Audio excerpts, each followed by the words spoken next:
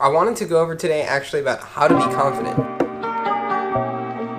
Whoever has been watching my vlogs since I started, you probably noticed a big change in how when I first started to talk to the camera till now. Let's just do it. Let's do it. I'm so not used to this, but let's do it.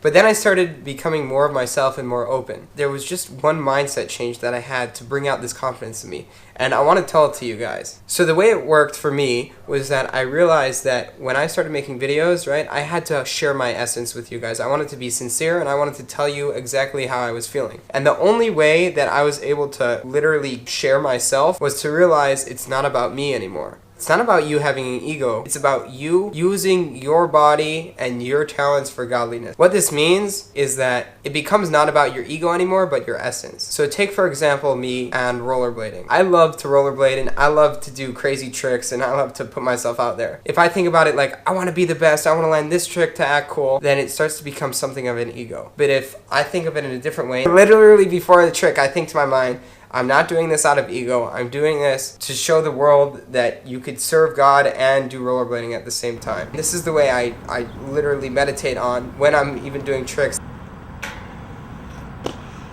When you put it like that, you take away the ego. And when you take away the ego, you're not limited. You turn yourself over to God. You become in a relationship with God where it turns into it being about you fulfilling God's mission and you using out the talents that God gave you. Once you realize that God gave you your specific talents, you realize that this is what I need to accomplish the mission God gave me. So for me, I don't know what my mission exactly is, but I could guess that because of the talents God gave me, it has to do with meeting people through rollerblading. It has to do with the ability of me learning how to share myself. It's becoming more and more clear that through these vessels, that if I think about them in a way of not ego, but in a way of I just want to do what my divine mission is, it turns into me being unstoppable. And it turns into any person being unstoppable because you're bridging the gap between your limited self, which is contained in a person, all the way into a godly being just here for godliness. Businessman wants to acquire the most amount of money possible, and they want to be the best businessman ever. So they go and they accomplish their deals and they try and be like, look, I'm this accomplished businessman, do business with me because I know what I'm doing, I'm successful and I'm accomplished. The simple difference is that you could either be a businessman himself or God's businessman. When you're God's businessman, what you're doing is not about you gaining money. It's about you needing to utilize your powers in business to do things like give charity. It doesn't become about gaining the most amount of money, it becomes about being able to accomplish all that you can with the tools that you just acquired. It's a good thing you're a good businessman, and I hope to God that everyone could be rich and wealthy because that's the easiest way to serve God. But the idea is that you use that money and everything you acquire for godliness, whether it be your position of power to influence others. If someone sees a wealthy person that acknowledges God, then other people are going to acknowledge God. If they see a businessman that gives a ton of